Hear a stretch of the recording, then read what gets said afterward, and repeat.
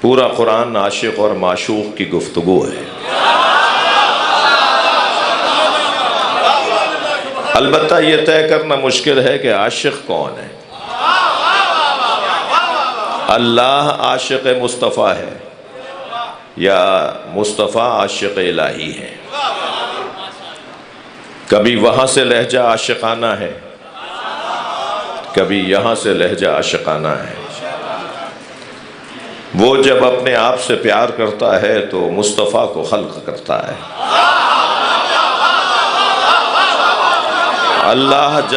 اللہ جب اپنی ذات سے عشق کرتا ہے تو اپنی ذات کے عشق کے اظہار کو محمد کہتا ہے۔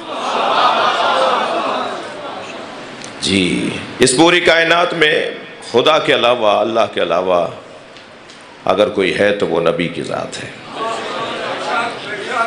یعنی اس پوری کائنات میں لا یصدر من الواحد الا الواحد، واحد سے واحد کے علاوہ صادر نہیں ہوتا۔ اس پوری کائنات میں اللہ کے بعد اگر کوئی ہے اور بس وہی ہے تو وہ نبی کی ذات ہے۔ باقی جو کچھ ہے وہ ان کے طفیل میں ہے۔ اس پوری کائنات میں اللہ کے بعد نبی اور نبی کے بعد علی، اور وہ بھی جو نبی کے بعد علی ہے نا، وہ بھی نبی کے نور کا ٹکڑا ہے۔ ہاں، اللہ نے علیحدہ سے مولا علی کے نور کو خلق نہیں کیا، بلکہ نبی فرماتے ہیں انا وعلی من نور واحد، میں اور علی ایک نور کے دو حصے ہیں۔ اللہ نے نور مصطفیٰ کو بنایا اور پھر اس نور کا ٹکڑا کیا، اس ٹکڑے کا نام علی رکھ دیا۔ یاد رہے کہ جز کا محتاج ہوتا ہے، جز ملیں گے تو کل بنے گا۔ اور مولا علی کو مولا نبی کا محتاج بنا کر بتایا، جو محتاج ہو وہ صمد نہیں ہوتا، جو صمد نہ ہو وہ اللہ نہیں ہوتا۔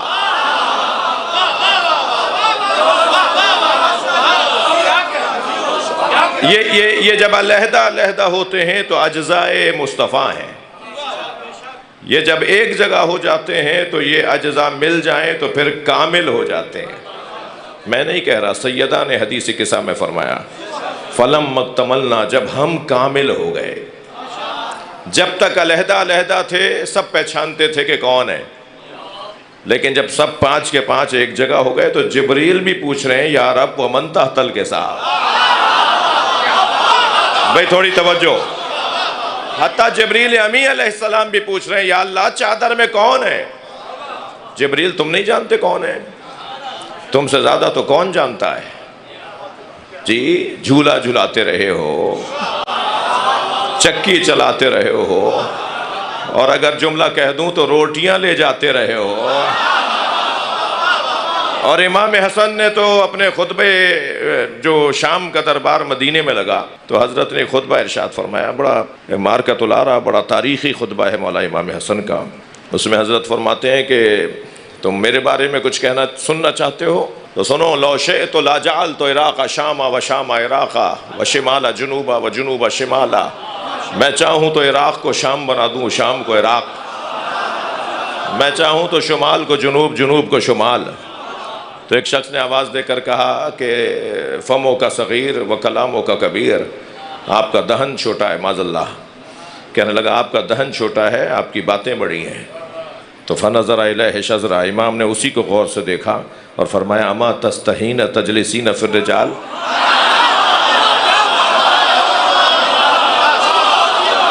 شرم نہیں آتی مردوں میں بیٹھی ہے؟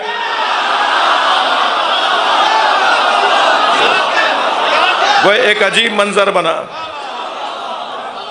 اور اس خطبے کے اختتام پہ حضرت نے فرمایا جلال کی کیفیت ہے، سبط اکبر مصطفیٰ کی۔ نبی فخر سے کہتے ہیں میرا بڑا بیٹا حسن ہے۔ جی، امام حسن کی پیشانی کا بوسہ دے کے کہتے فرماتے ہیں یہ میرا بڑا بیٹا ہے۔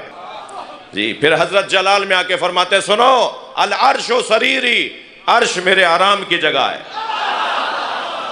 عجیب لہجہ ہے، میں عربی پڑھ رہا ہوں، سرچ آپ کر لیجئے گا، اس کے 50 حوالے آپ گوگل پہ نکال لیں گے، مجھ سے عربی مانگی ہے۔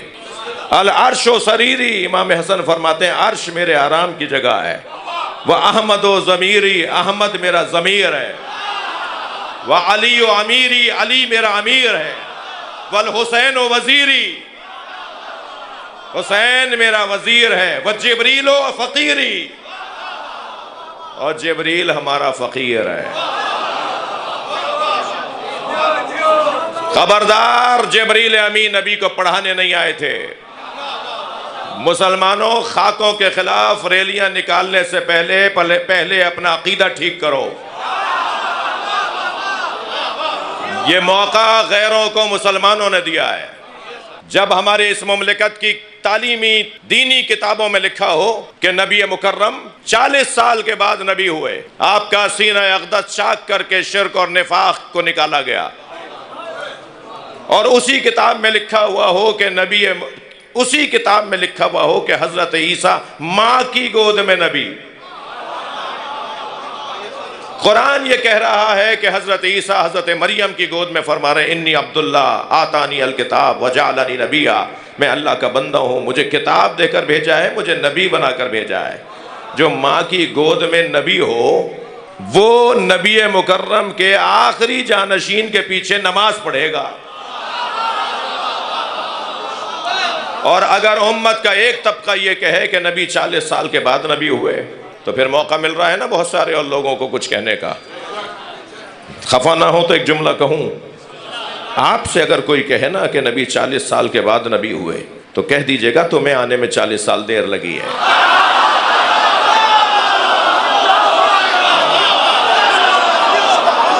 ہمارے نبی کب نبی نہیں تھے بھائی؟ ہمارے نبی کب نبی نہیں تھے؟ اللہ نے بنایا ہی نبی ہے۔ توجہ، اور حدیث بھی پوری سنانے کی ضرورت ہے۔ کنت نبیا وآدم بین الماء والطین، میں اس وقت بھی نبی تھا جب آدم آب و گل کی درمیانی کیفیت میں تھے۔ ہاں، یہ حدیث تو سب نے سنی ہے نا، یہ حدیث پوری نہیں ہے، حدیث آگے بڑھ رہی ہے۔ کنت نبیا وآدم بین الماء والطین، میں اس وقت بھی نبی تھا جب آدم آب و گل کی درمیانی کیفیت میں تھے۔ وکان علی ولیا، وآدم بین الماء والطین، اور علی اس وقت بھی ولی تھا۔ جو نبی کو نور نہیں مانتے، میں ان بچوں جوانوں کے لیے ایک بات ضرور کرنا چاہوں گا۔ جب اس ذات یعنی جن کی محفل میں ہم جمع ہیں، ان کے فضائل اور مناقب ہم سنتے ہیں، تو ایک طبقے کو حلق سے بات اترتی نہیں ہے۔ یہ کیسے ہو سکتا ہے؟ مثلاً ائمہ اہل بیت فرماتے ہیں نبی کا سایہ نہیں تھا۔ یہ جو نبی کا سایہ نہیں تھا، یہ جو بحث ہے نا، یہ ایک فضائل کے باب میں، مناقب کے باب میں ایک مکمل باب ہے۔ اہل سنت نے بھی اسے باندھا ہے، شیعہ علماء نے بھی اس باب کو باندھا ہے کہ نبی کا سایہ نہیں تھا۔ اب اگر کوئی کہے صاحب یہ کیسے ہوگا، یہ ہم کیسے مان لیں کہ سایہ تو ہوگا، اگر نور پڑ رہا ہوگا تو دوسری طرف سایہ پڑے گا، یہ کیسے ممکن ہے سایہ نہیں تھا؟ جی مثلا اگر میں یہ کہوں کہ مولا علی نے فرمایا لِكُلِّ عُضْوٍ عَلَى مُعْجِزَةٍ، اللہ نے نبی کے ہر عضو کو ایک معجزہ عطا کیا۔ جی مثلا اگر میں یہ کہوں کہ سرکار دو جہاں کے لعاب دہن سے کڑوے کنویں میٹھے ہو جاتے تھے، اب اگر کوئی کہے صاحب یہ کیا بات کر رہے ہیں آپ، یہ تو بڑی عجیب سی بات کر رہے ہیں، ہمارے بدن سے رطوبتیں نکلتی ہیں تو ہمیں تو اس سے کراہت آتی ہے، نبی کے پسینے سے، نبی کے لعاب دہن سے۔ جی مجھے اپنے دو مصرے مولانا یاد آ گئے، میں نے عرض کیا تھا کہ عرق جبین سے لے کر نبی بنائے گئے۔ جی جی جی جی نعت مجھ سے ہو گئی تھی، نبی قبول فرمائے۔ جہان حسن سے یہ انقلاب ہو نہ سکا، جہان حسن سے یہ انقلاب ہو نہ سکا، محمد عربی کا جواب ہو نہ سکا۔ اور عرض کیا تھا کہ عرق جبین سے لے کر نبی بنائے گئے، پھر اس کے بعد پسینہ گلاب ہو نہ سکا۔ یہ حدیث مثلاً یہ ہمارے پاس حدیث ہے کہ اللہ نے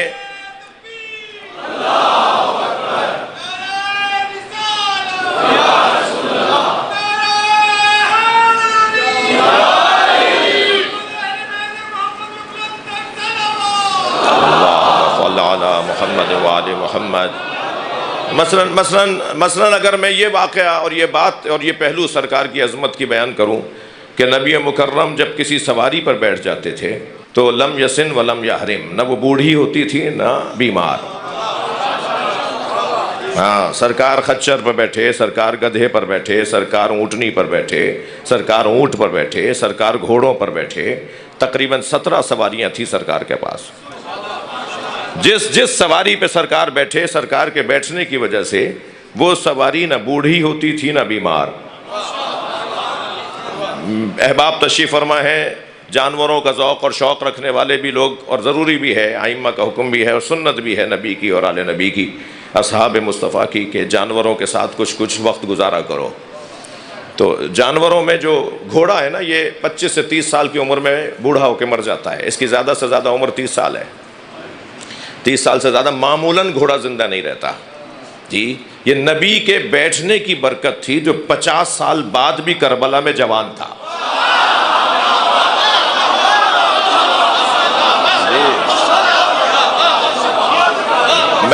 میں اس وقت مجلس تو پڑھنے نہیں آیا جو مصائب پڑھوں گا، لیکن ایک بات کی طرف اشارہ کروں کہ کربلا کے واقعے میں جب امام حسین گھوڑے سے زمین پر آ گئے تو پسر سعد نے آواز لگا کے کہا خبردار کوئی ذوالجنہ کو تیر نہ مارے. میں نے بچپن میں خود دیکھا ہے نبی اس پہ بیٹھتے تھے، اس کو تبرک کے طور پر لے کر آؤ. یہ پھر غائب ہو جاتے تھے، ناپید ہو جاتے تھے جو نبی کی سواریاں تھیں، لیکن بوڑھے نہیں ہوتی تھی، بیمار بھی نہیں ہوتی تھی. لہذا روایت میں ہے کہ جب حضرت ظہور فرمائیں گے تو جس گھوڑے پر بیٹھ کر آئیں گے وہ ذوالجنہ ہوگا، امام حسین کا گھوڑا ہوگا، گویا نبی کی سواری ہوگی. مثلاً ایک لمبی فہرست میں بیان کرتا چلا جاؤں کہ سرکار دو جہاں کے جو ہماری انگلی کٹے تو خون نکلتا ہے نا، تجربہ نہیں کیجیے گا، ایسا ہی ہے. تو نبی کے انگوٹھے سے دودھ نکلتا تھا. اب یہ ساری روایتیں ہیں جو کتابوں میں لکھی ہیں. میں پہلے ایک فہرست بیان کر رہا ہوں. ایک قدم کے فاصلے پر تھیں جناب زہرا، اور امام حسین نے بھوک کی وجہ سے ایک آواز بلند کی تھی رونے کی. نبی مکرم نے اتنا انتظار نہیں کیا کہ حسین دوسری آواز بھی بلند کرے اور جناب زہرا آ جائیں. نبی نے اپنا انگوٹھا امام حسین کے منہ میں دے دیا اور سرکار دو جہاں کے انگوٹھے سے دودھ نکل رہا تھا اور امام حسین ہمک کے پی رہے تھے. نبی نے آپ کے سر پہ ہاتھ رکھ کے فرمایا حسین آرام سے پیو، یہ اللہ نے تمہارے لیے بنایا ہے.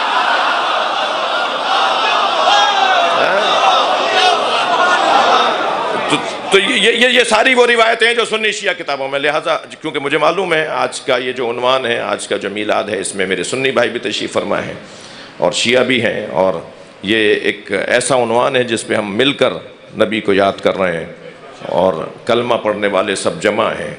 یہ کتنا حسین منظر ہے جی، یہ بہت خوبصورت منظر ہے کہ ہم کسی کے نام پہ تو بیٹھ سکتے ہیں نا، تو ہم جس کے نام پر بیٹھ سکتے ہیں اس کا نام زیادہ لینے کی ضرورت ہے. جس کے نام پر ہم سب جمع ہو سکتے ہیں. یہ ساری روایتیں جو میں بیان کر رہا ہوں یہ سنی شیعہ دونوں کتابوں میں ہیں. مثلاً سرکار دو جہاں جب کسی کلما مشا ما احدن ان کان طویلو کان اطول منہ. نبی مکرم کسی لمبے قد والے کے ساتھ اگر آ جاتے تھے نا، تو جب وہ نبی کے ساتھ چلتا تھا نبی کا قد اس سے اونچا نظر آتا تھا.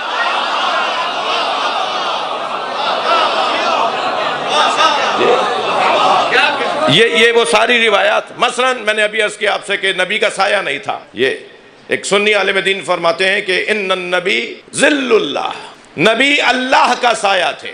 وَإِنَّ ذِلَّ لَا ذِلَّ لَهُ، اور سائے کا سایہ نہیں ہوتا. کتنا اچھا جملہ ہے کسی سنی عالم دین کا.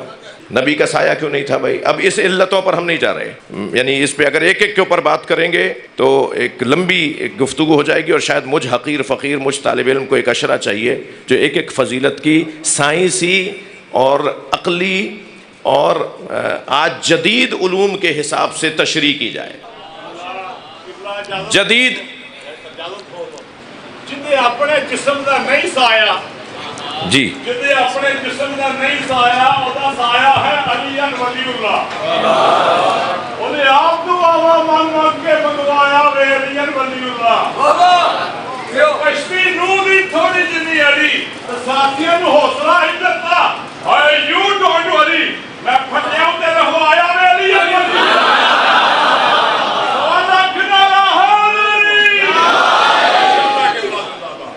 بھئی یہ بر صغیر ہندوستان پاکستان میں محفلوں کا یہ رنگ ہے. یہ عراق، ایران، لبنان، بحرین میں تو محفل ہو نہیں رہی. جو سناٹا ہوگا یہاں تو سبحان اللہ کی بھی آواز آئے گی اور نعروں کی گونج بھی ہوگی. تو یہ وقت میرے پاس تنگ ہے، لہٰذا اور مگر آپ کی محبتوں میں تو کمی نہیں ہے. اسی لیے معمولاً مجھ پر ایک اعتراض ہوتا ہے، صاحب 1.5 پونے 2 گھنٹے کا خطاب کرتے ہیں. تو میں جو کیلکولیٹر لیے بیٹھے ہوتے ہیں نا، ان کے لیے 1.5 گھنٹے کا خطاب کرتا ہوں کہ صاحب آدھا گھنٹہ تو نعروں میں چلا گیا. تو پھر انہوں نے پڑھا کیا ہوگا؟ تو بھائی آپ آدھا گھنٹہ کم کر دو، 1 گھنٹے کا خطاب تو تھا.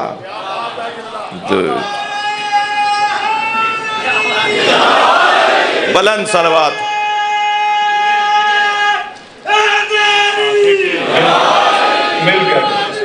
مل کر ایک بار نعرہ تکبیر. جیسے خالق کا نام بلند ہے، نعرہ تکبیر، نعرہ رسالت. بازو بلند کر کے نعرہ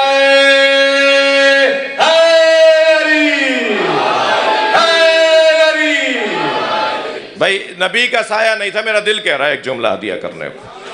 سرکار کا سایہ نہیں تھا. کیوں نہیں تھا؟ سایہ جو ہوتا ہے نا، کبھی آگے نکل جاتا ہے، کبھی پیچھے رہ جاتا ہے. جو آگے نکل جائے اسے غالی کہتے ہیں، جو پیچھے رہ جائے اسے مقصر کہتے ہیں.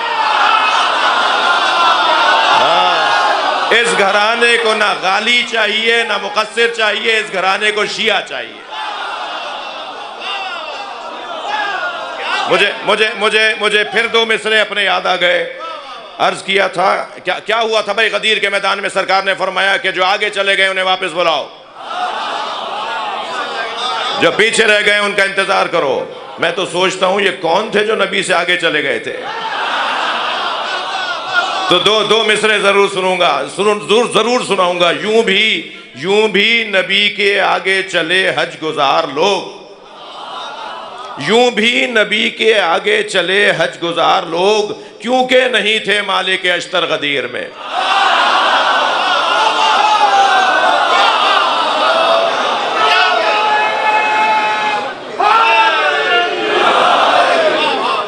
میں یہ لسٹ اس لیے جلدی عرض کر رہا تھا، ورنہ ایک نقطے پہ رکنے کا دل کر رہا ہے.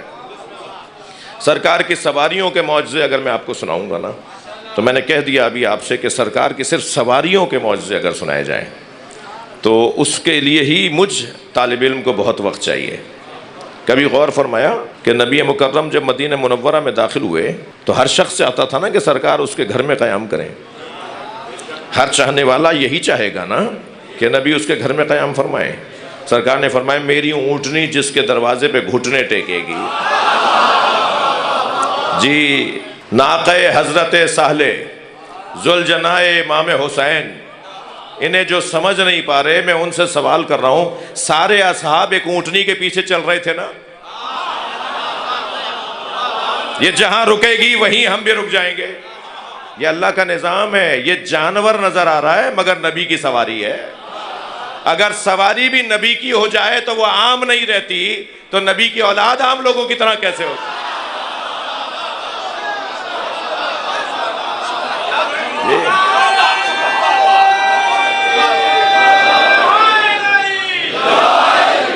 اب وہ بڑا حسین منظر تھا کہ جب خیبر کے موقع پہ، معاف کیجئے گا، خیبر کے موقع پر مال غنیمت میں جانور بھی لائے گئے تو سارے جانوروں کو باندھ کر کھڑا کر دیا گیا تھا.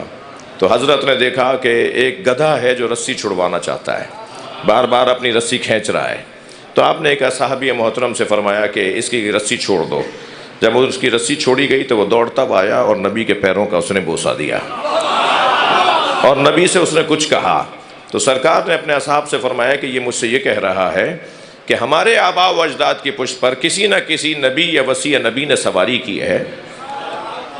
بہت مدت گزر گئی کہ ہماری پشت پر کسی نبی یا وصی نبی نے سواری نہیں کی. کچھ دیر کے لیے یا آپ بیٹھ جائیے یا علی سے کہیے بیٹھ جائے. اللہ اکبر. تو مولا نبی نے کچھ دیر کے لیے سواری فرمائی اور اس کے بعد فرمایا کہ آج کے بعد یہ گدھا جو ہے یہ مجھ سے منسوب ہے، لہٰذا یہ میرا ہے. اور آپ نے فرمایا اس کا نام میں لکھتا ہوں، اور نام رکھا حضرت نے یافور، یا عین فے واو رے، یافور. نبی کے بیٹھنے کی برکت سے وہ اتنا ذہین ہو گیا تھا کہ سرکار اس پر کوئی سامان رکھ کر فرماتے تھے نا کہ فلاں صحابی کو دے آؤ، یہ اسی کو دے کر آتا تھا۔ فرماتے تھے نا فلاں کو بلا کر لے آؤ، تو یہ اسی کے دروازے پہ جا کے آواز لگاتا تھا۔ بھئی ناراض نہ ہوئیے گا، ایک جملہ مجھ سے لے لیجئے، جو نبی کی بات کو سمجھے میں اسے گدھا کیسے کہوں؟ مولانا ایک بحث کو مرتب کرنے کی کوشش کر رہا ہوں کہ یہ جتنے بھی کمالات، یہ جو فضائل ہیں نا سرکار کے، حضرت ابو ذر غفاری کے گھر تشریف لے گئے، حضرت ابو ذر دور سے پانی بھر کے لائے، سرکار نے فرمایا تمہارے گھر میں کنواں نہیں ہے؟ کہا یا رسول اللہ کنواں ہے مگر کڑوا ہے، کہ اس کا پانی کھارا ہے۔ حضرت نے فرمایا مجھے دکھاؤ کہاں ہے۔ سرکار اس کی منڈیر پہ بیٹھ گئے، اپنے دونوں پیر کنویں میں ڈال دیے، کنویں کا پانی نبی کے پیروں کا بوسہ دینے کے لیے اوپر آ گیا، اور سرکار کے پیروں سے مس ہو کر اتنا میٹھا ہو گیا کہ شہد کی شیرینی بھی کیا ہو۔ یہ نبی مکرم کے معجزات، اور یاد رہے میرے بچوں، یہ جتنے بھی 1000 سے زیادہ معجزے لکھے ہیں علامہ علی نے، 1000 سے زیادہ، جو سارے نبیوں کے معجزے تھے۔ جملہ ہدیہ کر رہا ہوں، شاید میری اب تک کی محنت کا سب سے وزنی جملہ ہوگا جو کہنے جا رہا ہوں۔ جو سارے نبیوں کے معجزے تھے وہ ہمارے نبی کے مشغلے تھے، ہمارے نبی کے یہ معجزے نہیں تھے۔ ہاں بھائی اگر علمی انداز سے بولیے بھائی، جو سارے نبیوں کے معجزے تھے وہ ہمارے نبی کے مشغلے تھے۔ ہمارے نبی کا معجزہ قرآن، سرکار کی عظمت اور فضائل بیان کرنے اور آپ سننے کے لیے آئے۔ ہر نبی کا معجزہ فیل۔ عصائے حضرت موسیٰ آج اگر کسی میوزیم میں مل جائے تو آپ مار کے دکھائیے ذرا، دریائے سندھ پر، جی کراچی کے سمندر پر کوئی رستہ نہیں بنے گا۔ وقت کا محتاج، فیل وقت کا محتاج ہوتا ہے، وقت گزرا فیل بھی ختم ہو۔ ہر نبی کا معجزہ فیل جو وقت کے ساتھ ختم ہو گیا، مگر ہمارے نبی کا معجزہ فیل نہیں ہے، علم ہے۔ ہاں علم تو پھیلانے سے بڑھتا ہے، ختم نہیں ہوتا۔ کبھی کبھی ان بچوں کو کالج یونیورسٹیز کے اندر تعلیمی اداروں میں ان کے ذہن میں اسرائیلیات کو ڈالا جاتا ہے، اور یہ بچہ پریشان ہو کر علماء کرام مل جائیں تو غنیمت، نہیں ملے تو اپنے طور پہ کوئی فیصلہ کر لیتا ہے۔ میں کہتا ہوں آپ 5-6 موٹی دلیلوں کو اپنے ذہن میں بٹھا لیں، پھر جب بھی کبھی آپ کے ذہن میں کوئی ایسی بات ڈالی جائے جو اسلام کے خلاف ہو، دین کے خلاف ہو، تو ان 5-6 باتوں میں سے کسی ایک کو اس کے سامنے رکھ دیں، وہ جواب دے دے تو گویا وہ جیتا، اور جواب نہ دے پائے تو مطمئن گھر لوٹ آیا کرو۔ ان 5-6 باتوں میں 2 باتیں بتا دوں، میرا مضمون کیونکہ اس سے ہٹ جانے کا خوف ہے مجھے، تو 2 باتیں صرف بتا رہا ہوں۔ ایک تو آپ جب بھی آپ سے کوئی اسلام کے خلاف، دین کے خلاف، نبی مکرم کے بارے میں، اللہ کے بارے میں کوئی شک و شبہ کی بات کرے تو اس کے سامنے کہہ دیا کرو کہ قرآن نے 1400 سال پہلے کہا ہے کہ اگر تم سچے ہو تو قرآن کے 114 سوروں میں سے کسی ایک سورے جیسا سورہ لے آؤ۔ بھائی 40 کے قریب عرب ممالک ہیں دنیا میں، یہ جو قرآن عربی میں آیا ہے تو 40 ان ممالک میں تو عربی ادیب ہوں گے نا، پھر ہمارے ملکوں میں بھی ہیں عربی ادیب، بڑے ادیب ہیں بھائی، بڑے دانشور ہیں عربی ادب کے۔ یہ دنیا میں کروڑوں کی تعداد میں عربی جاننے والے، بولنے والے، اور ان میں لاکھوں کی تعداد میں ادیب ہیں۔ 114 سورے ہیں قرآن کے، کوئی ایک سورہ اس کے ٹکر کا لے آؤ۔ کیوں خواہ اتنے بجٹ پاس کرتے ہو؟ کیوں خواہ اتنے کوششیں کرتے ہو؟ کیوں خواہ اتنی سازشیں کرتے ہو؟ بڑے ٹھنڈے کمرے میں بیٹھ کر کوئی ایک سورہ بنا لو تو اسلام لپٹ جائے گا، تم جیت جاؤ گے۔ اسلام ہارے گا، تم کامیاب ہو جاؤ گے۔ یہ تو 1400 سال پہلے سے اللہ کا دعویٰ ہے نا، قرآن کا دعویٰ ہے جی۔ اگر تم سچے ہو فاتو بسورۃ من مثلہ، تو اس قرآن جیسے سوروں میں سے، قرآن کے سوروں میں سے کوئی ایک سورہ لکھ کر لے آؤ۔ یہ تو 1400 سال سے قرآن کہہ رہا ہے نا، مگر نہیں لے کر آئے۔ پروفیسر گنگوی ہندوستان علی گڑھ یونیورسٹی میں عربی ادب کیا لیکچر لے رہے تھے، لیکچر دے رہے تھے، کلاس لے رہے تھے، تو ایک مرتبہ ایک طالب علم نے کھڑے ہو کر کہا کہ استاد، قرآن کا 1400 سال پرانا دعویٰ ہے کہ قرآن کے سوروں جیسا کوئی ایک سورہ لے آؤ تو تم جیتے ہمارے، تو ہم سب مل کر، پوری دنیا کے ادیب مل کر یہ کام کیوں نہیں کر لیتے؟ مسلمان ایک لمحے میں ختم ہو جائیں گے، ان کا دعویٰ جھوٹا ہو جائے گا۔ تو کہنے لگے خبردار بیٹا، آئندہ یہ باتیں مت سوچنا، یہ 1400 سال سے بڑی کوششیں ہوئی ہیں، کوئی کچھ نہیں کر پایا، اور خبردار خامخواہ اپنا وقت ضائع مت کرو۔ قرآن کا ایک چھوٹا بھائی ہے جسے نہج البلاغہ کہتے ہیں، لوگ نہج البلاغہ کا جواب نہیں لا سکے تو قرآن کا جواب کیا لائیں؟ ایک اصول یہ دے دیں آپ اپنے اطمینان ایمان کے لیے، اپنے اطمینان قلب کے لیے، ایک دلیل یہ نبی کا معجزہ قرآن، اور دوسری دلیل دے دوں؟ دوسری دلیل یہ ہے، تشریف لائیے، دوسری دلیل یہ ہے، ایک موٹی دلیل وہ یہ کہ ہر جگہ ایک ہی آواز، ہر جگہ ایک ہی پکار، میرٹ پہ تقرریاں ہونی چاہیے، میرٹ پہ تبادلے ہونے چاہیے، میرٹ پہ پارٹی ٹکٹس ملنے چاہیے، میرٹ پہ داخلے ہونے چاہیے۔ 1400 سال سے ہم کوشش ہی یہ کر رہے ہیں کہ مسلمانوں کو سمجھائیں کہ نبی کے بعد میرٹ پہ ماننا چاہیے، جو سب سے بڑا عالم ہے اسے سب سے پہلے مانو، جو سب سے بڑا شجاع ہے اسے سب سے پہلے مانو۔ یہ عجیب بات نہیں ہے۔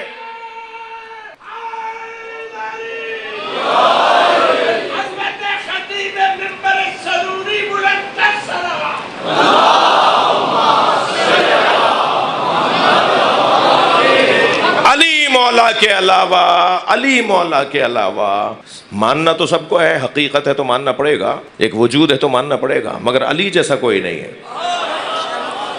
علی مولا کے وجود کو پیش کر دیں اس انسان کے سامنے جو اللہ کے نظام کے خلاف بول رہا ہو جی، اور کہیں کسی ہم جیسوں کو پیش کریں گے شرمندگی ہوگی۔ اگر پیش کرنا ہے نا تو مثال کے طور پہ مولا علی کو پیش کریں۔ 1400 سال کے بعد آج بھی علی علی ہے۔ میں بہت دیر نہیں روکوں گا آپ کو، مگر ایک جملہ ضرور دل کہہ رہا ہے کہہ دوں، میں شہنشاہ حسین نقوی زندہ ہوں، اس پر مجھے شک کرنا چاہیے، علی زندہ ہیں اس پہ یقین ہونا چاہیے۔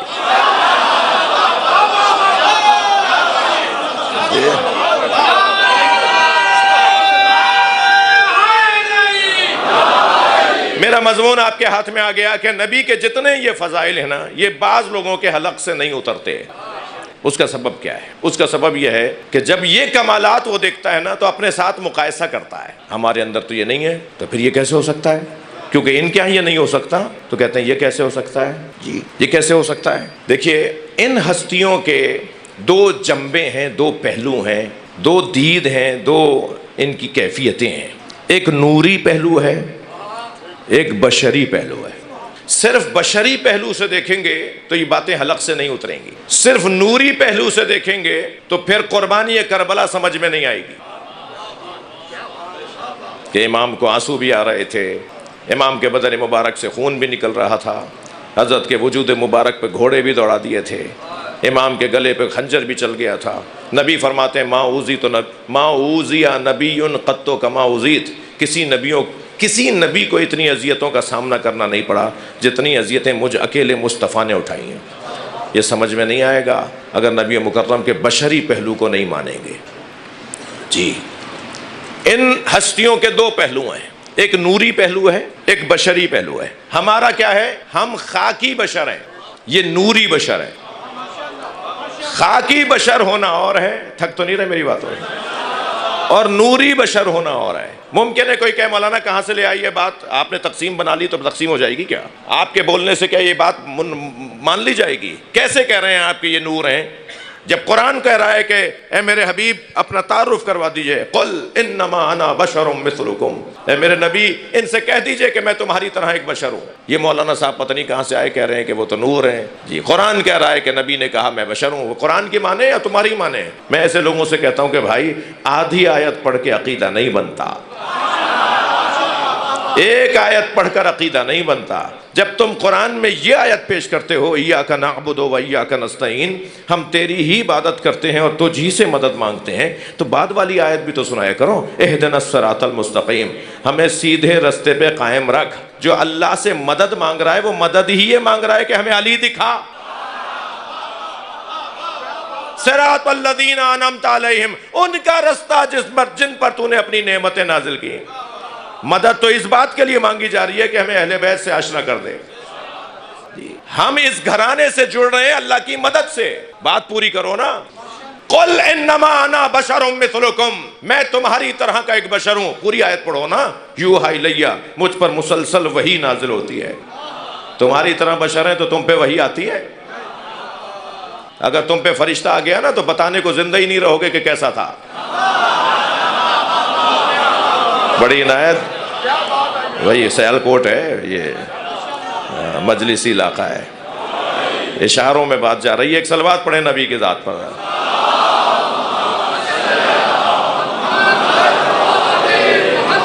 اچھا، میں نے بیٹھتے وقت ٹائم نہیں دیکھا تھا، ابھی میرا اصلی مضمون بھی شروع نہیں ہوا ہے۔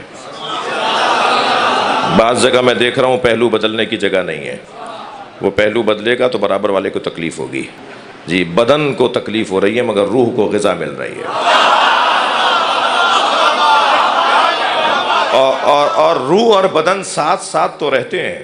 میرے بھائی زین شبیر کی والدہ کی برسی بھی ہے، تو ایک جملہ میں مرحومین کے لیے اور مرنے کے حوالے سے کہہ دوں کہ یہ ہمارا بدن، یہ ہماری روح ساتھ ساتھ ضرور رہتے ہیں مگر ان دونوں میں دوستی نہیں ہے۔ ہاں، روح اور بدن ساتھ رہتے ہیں مگر دونوں میں دوستی نہیں ہے۔ ایک کی غذا کچھ اور، دوسری کی غذا کچھ اور، ایک کی موت کچھ اور، دوسرے کی موت کچھ اور، ایک کا رستہ کوئی اور، دوسرے کا رستہ کوئی اور۔ روح بلندیوں کی طرف جانا چاہتی ہے، بدن پستیوں کی طرف لے جانا چاہتا ہے۔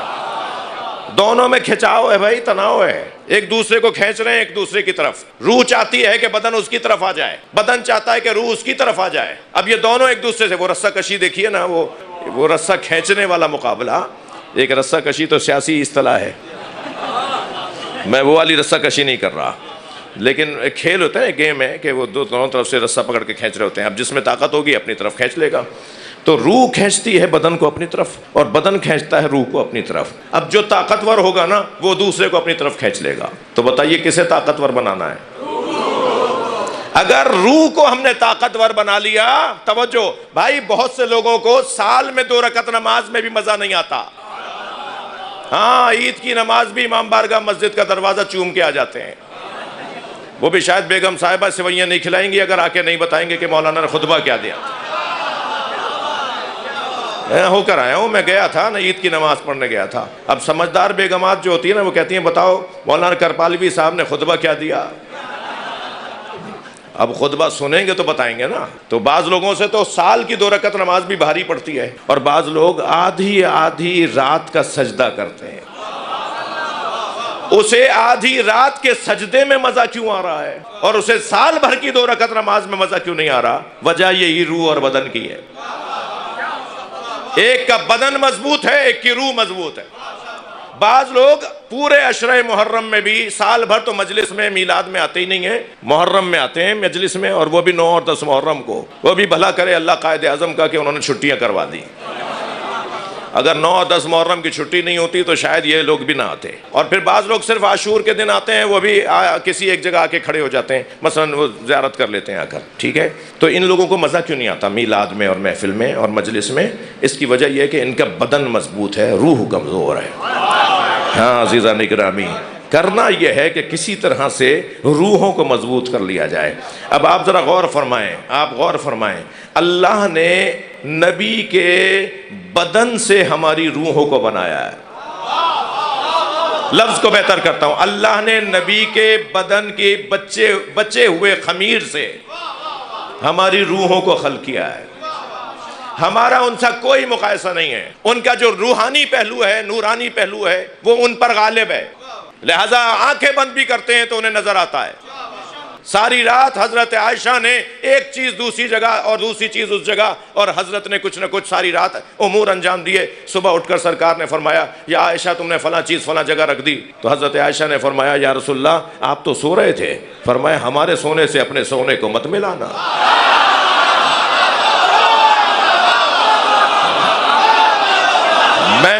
میں جیسے جاگتے، صلوات پڑھنے ذرا محمد و آل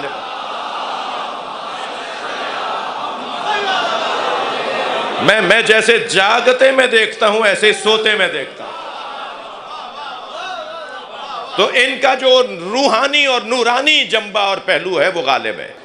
ممکن ہے کوئی کہے مولانا یہ کیسے نور ہیں؟ بہت سی آیات اور بہت مفصل بحث ہو سکتی ہے، مگر میں ایک آیت آپ کو ہدیہ کر رہا ہوں، سورہ مبارکہ اعراف کی 157ویں آیت کا آخری حصہ، فالذین آمنوا بہ، نبی سے جڑے ہوئے لوگوں کی اللہ تعریف کر رہا ہے، نبی سے وابستگان کو اللہ یاد کر رہا ہے۔ فالذین آمنوا بہ، پس وہ لوگ جو میرے نبی پر ایمان لائے، تھکے ہوئے تو نہیں ہیں آپ؟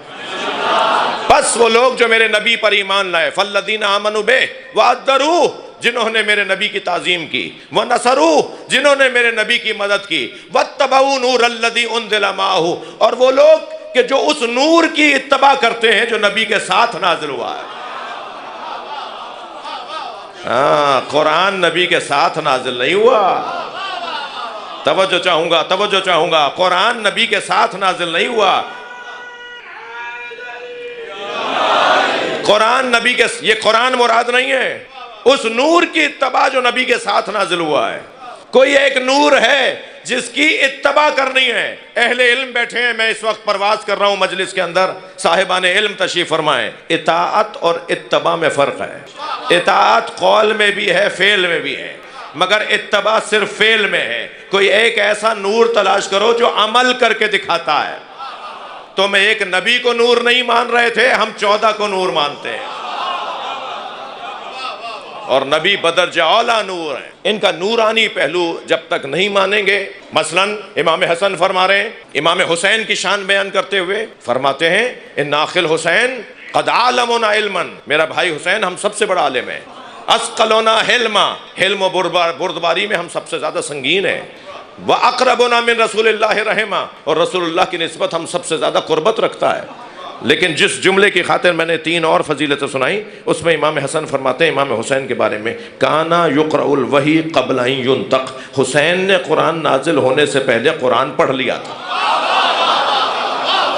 کیسے سمجھیں گے اسے؟ اس بات کو کیسے سمجھیں گے؟ کانا یقرأ الوحی قبل ان ینطق، حسین نے قرآن نازل ہونے سے پہلے قرآن پڑھ لیا تھا۔ کیسے سمجھیں گے اسے؟ یہ حدیث ہے نا، آیت پڑھ دوں، الرحمن علم القرآن خلق الانسان، رحمان وہ ہے جس نے قرآن پڑھایا اور انسان کو خلق کیا۔ یہ کون سا انسان ہے جو خلق ہونے سے پہلے قرآن پڑھ چکا تھا؟ جی حضرت عیسیٰ ماں کی گود میں تو کہیں میں نبی ہوں، اور مولا علی نبی کی گود میں آ کے فرمائے میں تورات سناؤں، انجیل سناؤں، زبور سناؤں، قرآن سناؤں، تو حلق سے نہیں اتر رہا۔ بھائی یہ نوری پہلو ہے ان کا۔